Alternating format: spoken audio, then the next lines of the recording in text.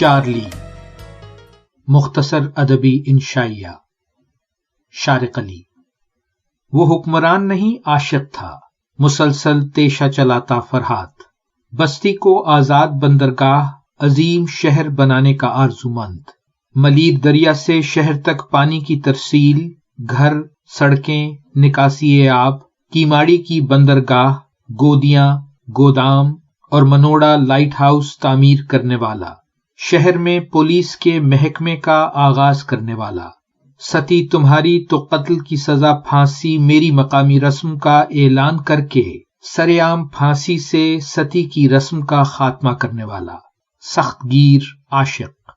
پھر 1847 کو کیماڑی کے ساحل سے باوجوہ علالت رخصت ہوتی ہوئی شام 1853 کو انگلستان میں غروب ہو جاتی ہے۔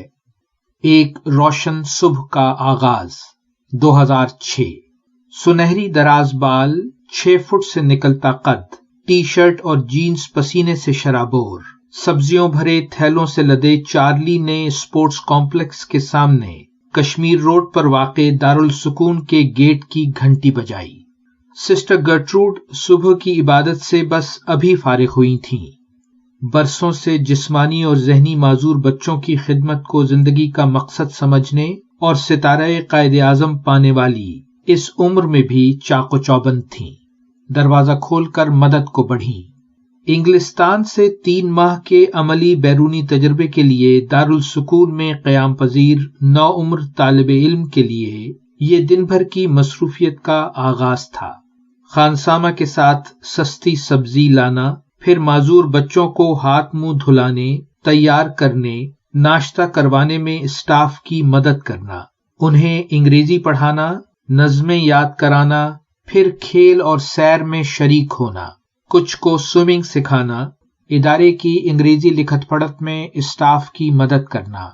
غرض یہ کہ چارلی کا مختصر قیام اس جسمانی اور ذہنی معذور دنیا کا بھرپور شراکت دار تھا، خاندان کے ایک فرد، دکھ سکھ کے سنگی ساتھی کی طرح۔ اس دن جب ذہنی معذوری کے پھینکے گلاس سے اس کے زخمی ماتھے کی پٹی کرتے ہوئے سسٹر گرٹروڈ نے پوچھا، کیوں چارلی، اس سنگ دل شہر سے اتنا لگاؤ کیوں؟